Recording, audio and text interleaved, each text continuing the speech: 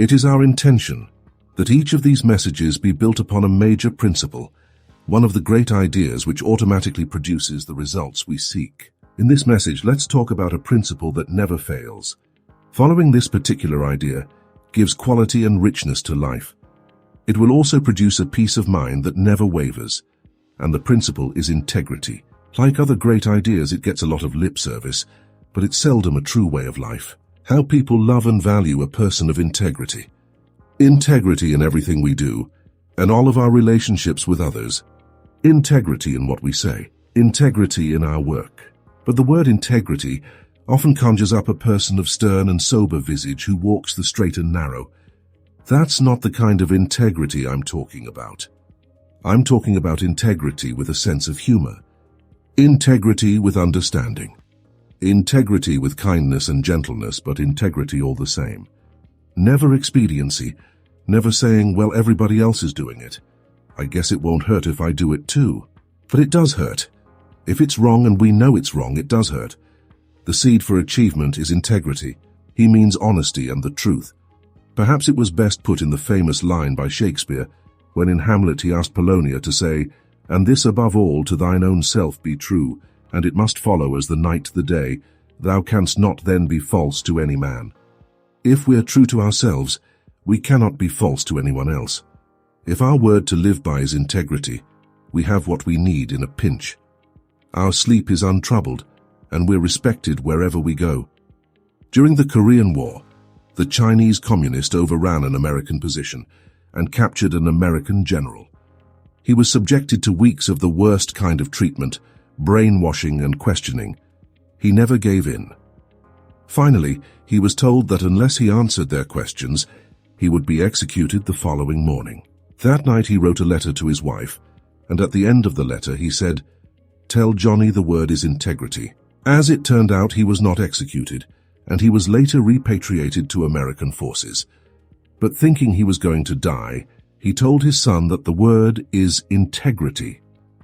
Integrity means to try as best we can to know ourselves, to examine ourselves as Socrates advised, and make a true assessment of ourselves, an inventory of our abilities, our talents, what we want, our goals. Not long ago, I received a letter from Scott D. Palmer, in which he said, "I came across some advice about happiness from my mentor, Dr. Brand Blanchard, that I published in my newsletter some time back. Blanchard is one of the greatest men of our century, even though few people have ever heard of him. He celebrated his 93rd birthday last year with the publication of his latest book, 4 Reasonable Men, a biographical book on Marcus Aurelius, Ernest Renan, John Stuart Mill, and Henry Sidgwick. Appropriate for Blanchard, the key virtue that leads to all the others is reasonableness. Brand Blanchard is Sterling Professor Emeritus of Philosophy at Yale University, and on the subject of happiness he wrote, 1. It is important to happiness not to think too much about it. The person who continually asks himself if he's happy is apt to miss his end, or happiness, as Aristotle thought, is a byproduct of healthful and successful activity.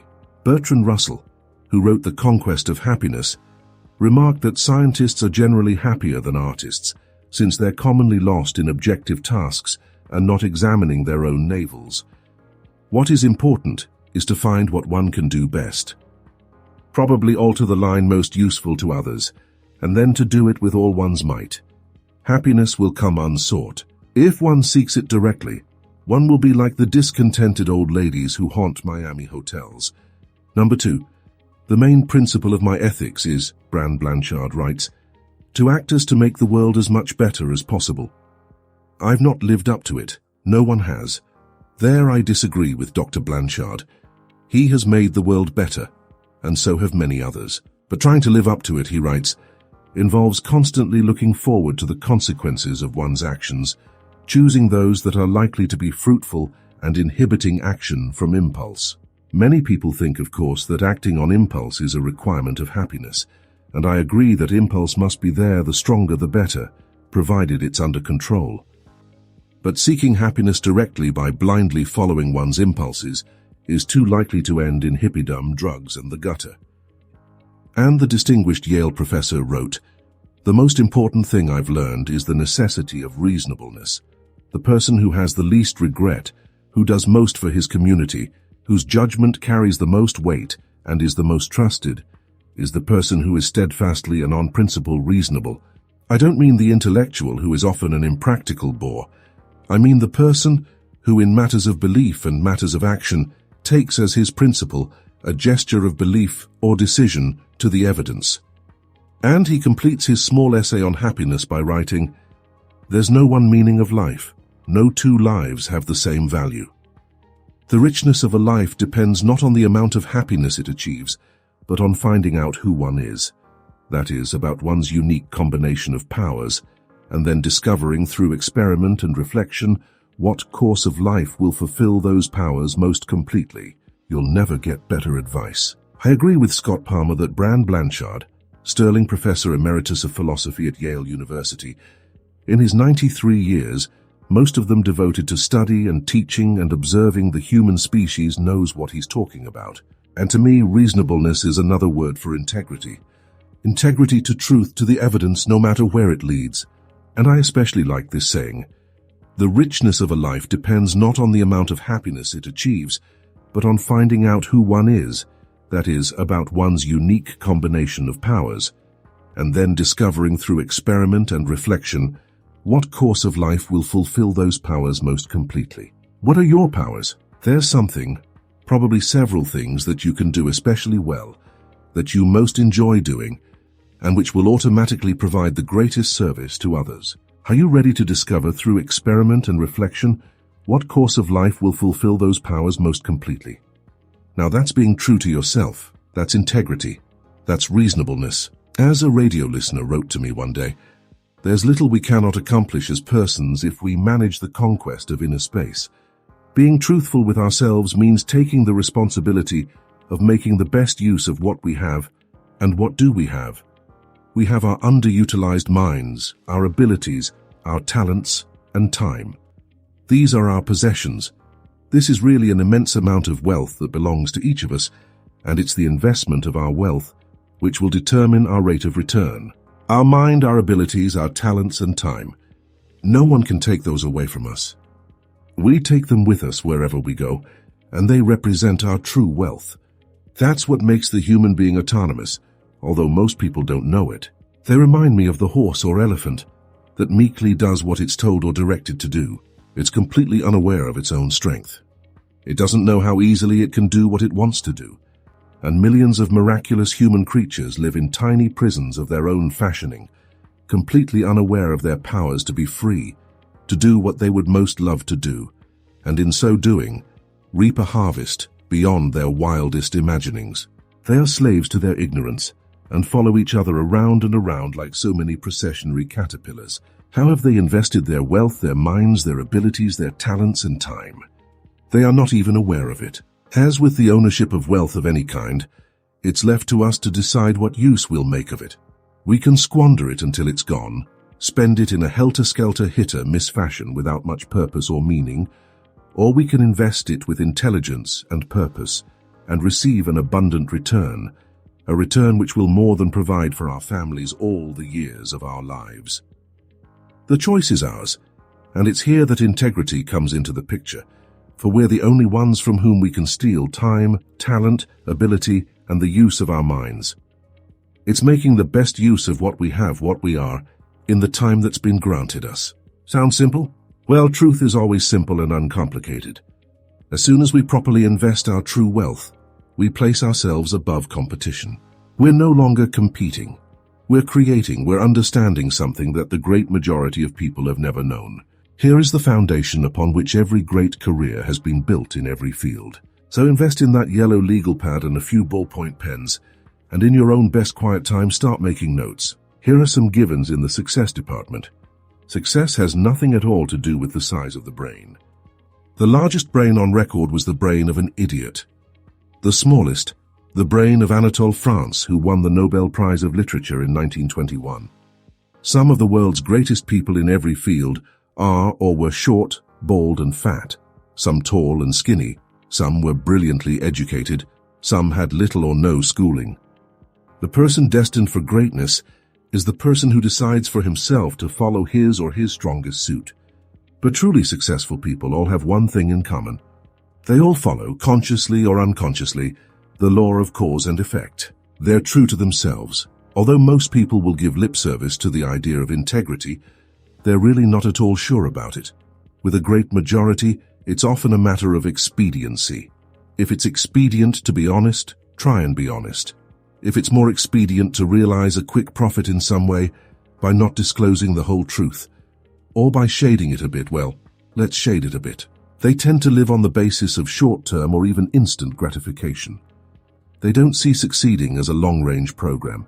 They don't know about what I like to call the unfailing boomerang. Every time a person does something dishonest, whether it's small or large, whether it's stealing a pair of pliers from the plant or embezzling $10,000, he's throwing the boomerang. It's the same with small dishonesty, with manipulating the truth. How far the boomerang will travel, no one can tell. Or how great or small a circle it will traverse, only time will tell. But it will eventually, inevitably come around full circle and deliver its never-failing and painful blow. Honesty, unfailing integrity is good business. In fact, Mirabeau wrote, "If honesty did not exist, we ought to invent it as the best means of getting rich." Did you know that? Well, believe me, it's absolutely true. And all we have to do under every circumstance is ask ourselves, is this true? Is this honest? Is this the best I can do? And if it is, go ahead with the happy realization that we've put in motion the right cause and know that the effect will take care of itself. Our only hope of real success of winning the hearts and minds of the people we serve is in helping them in some way and thus improving their standard of living. And if we're content to give less than our best, we're actually working against ourselves. The average working person in our society is paid for about 40 hours a week. This leaves 120 hours a week to do as we please. Never before in the history of humankind have we had so much free time. That's 120 hours a week if we sleep 8 hours every night. 3 times as much time as we spend on the job. How much is all that time worth? He was a woman in her 60s who had never learned the first important rule for successful living, that our surroundings will always reflect us, that our environment is a mirror, often a merciless mirror, of ourselves. As soon as a person begins to change, his or her surroundings will change. And it works like this. Great attitude, great results. Good attitude, good results. Fair or average attitude. Fair or average results. Poor attitude, poor results. So each of us shapes his or her own life. And to an altogether unexpected extent, the shape and texture, the quality or the lack of quality of our lives is determined by our habitual attitude. That sounds simple, doesn't it? But it's not quite that easy. For most of us, learning this new habit takes time. But once it becomes a habit-knit part of our lives, our world will change as dramatically as would walking from a dark cave into the bright light of day. Most people never think about their attitudes at all. For most of them, it's a matter of beginning each day in neutral. Their attitudes are neither good nor bad, but are poised to react to whatever stimuli they encounter. If the stimulus is good, they'll reflect it. If it's bad, they'll reflect that too. They're chameleons, and they go through their days reacting to whatever confronts them. And these are the people of our environment. That's why it's so important for us to control our attitudes, to make sure they're excellent or good. A person with a poor attitude toward learning, for example, isn't going to learn very much. I know you can think of examples of this in your own life. If we take the attitude that we can't do something, we generally will not do it. An attitude of failure, and we're whipped before we start. It was William James of Harvard, the founder of psychology in America, who said, "Human beings can alter their lives by altering their attitudes of mind." In trying to describe the attitude that's worked so well for me over the years, I found myself using 2 important words: gratitude and expectant. First, I'm grateful for the opportunity to live on this beautiful and astonishing planet Earth. I wake up with a sense of gratitude in the morning. Secondly, I expect the best. I expect to reach the goals I establish for myself, about which we'll talk a good deal more later in the program. I find the idea of fulfilling those goals agreeable, hence the attitude of expectancy. I know the world will give me back what I put out in the way of attitude, so it's up to me. I'm responsible. There are millions of human beings living narrow, darkened, frustrated lives, living defensively, simply because they take a defensive, doubtful attitude toward themselves and as a result toward life in general. A person with a poor attitude becomes a magnet for unpleasant experiences. When those experiences come, as they must because of this attitude, they tend to reinforce his poor attitude, thereby bringing more problems and so on. The person becomes an example of self-generating, doom-fulfilling prophecy. And it's all a matter, believe it or not, of attitude. We get what we expect, and our outlook on life is a kind of paintbrush, and with it we paint our world. So it can be bright and filled with hope and satisfaction, or it can be dark and gloomy, lugubrious. We want our leisure time, of course, time to relax, take it easy, recharge our batteries. But do we need 120 hours for that? Our greatest enemy has never changed, and his name is ignorance, and the greatest ignorance of all is the mistaken belief that we can ever receive more than we truly earn. Sooner or later there will be an accounting. Every day, for good or bad, we're throwing the boomerang. And just as the punishment always seems to be greater than the offense, their rewards are also out of all proportion to our honest efforts. So let's summarize. What do we mean by integrity? It means giving everything we do our very best. It means being true to ourselves and to every other person with whom we come in contact. This gives meaning and comfort to our leisure time. Our rest has been earned. We know we'll move ahead toward our goals simply because we've become remarkable people. We cannot go unnoticed. The person of integrity is always needed in every undertaking. It means the willingness to keep an open mind, to look for truth wherever it leads all the years of our lives, to check things out for ourselves, to weigh what others tell us and make our own judgments. It's knowing that there's always a better way to do everything, and then a better way still to do that.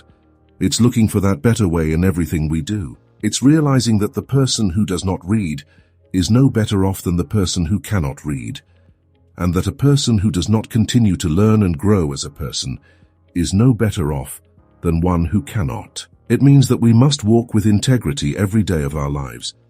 It would truly reap the abundant harvest all the years of our lives. It's realizing that the greatest joy a human being can experience is the joy of accomplishment. Never to think of your life as that plot of rich soil waiting to be seeded. It can only return to you that which you sow and what you have to sow. You have great wealth. You have a mind you can think. You have many abilities. You have talents that you still may not have explored. And you have time. Time which cannot be saved, stopped, nor held back for a second. Make full use of these riches. It's never too late. Use truth as your guide, integrity as your banner, and your plot of ground will return to you and yours in abundance that will amaze and delight you. And if days come in which you find yourself depressed or confused, remember this comment by Dean Briggs. He wrote, "Do your work, not just your work and no more, but a little more for the lavishing's sake, that little more which is worth all the rest. And if you suffer as you must, and if you doubt as you must, do your work. Put your heart into it, and the sky will clear. And then out of your very doubt and suffering will be born the supreme joy of life."